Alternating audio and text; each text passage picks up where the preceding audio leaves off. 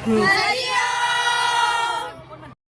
हरिओम. तर आज आम्ही Kolhapur medical and health care कॅम्पसाठी पेंढाकळ येथे आलो होतो आणि असं आम्ही राणातून कॅम्पच्या इकडे पोहोचलो होतो.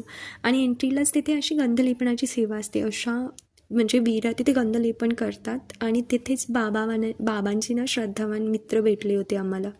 मग आम्ही तिथे थोडा वेळ बोललो त्यांच्याशी आणि तेथून पुढे गेलो. तर तिथे हे असं शाळेच्या छोट्या मुलांना ट्रकमधून त्यांचे शिक्षक त्यांना तिथे घेऊन येतात आणि इथे त्यांचं फ्रीमध्ये हेल्थ चेकअप होतं पूर्ण आणि त्यानंतर त्यांना शाळेचं साहित्य भेटतं.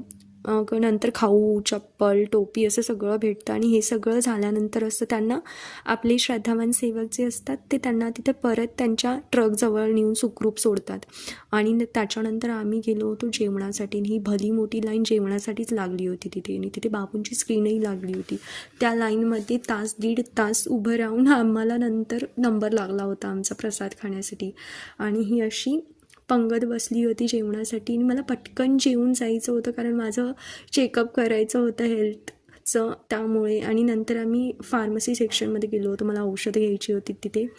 आणि हे सगळं झाल्यानंतर मी निवांत कुटी बघायला गेले होते आणि कुटी आतून इतकी भारी होती, खूप मस्त, इतकी शांत, खूपच भारी होती कुटी. आणि हे सगळं इथले लोकल श्रद्धावान जे असतात ते खूप मेहनतीने बनवतात. म्हणजे हे सगळं जे कॅम्पच्यासाठी जे कॅम्प आपण हे करतो तर ते महिना म्हणजे त्यांना खूप महिने लागतात हे सगळं करण्यासाठी कारण पूर्ण शेतामध्ये असतं ते. तर जमीन सपाटीपासून सगळं कामं त्यांना करावी लागतात. तर 5-6 महिने तर त्यांचे त्याच्यामध्येच जातात.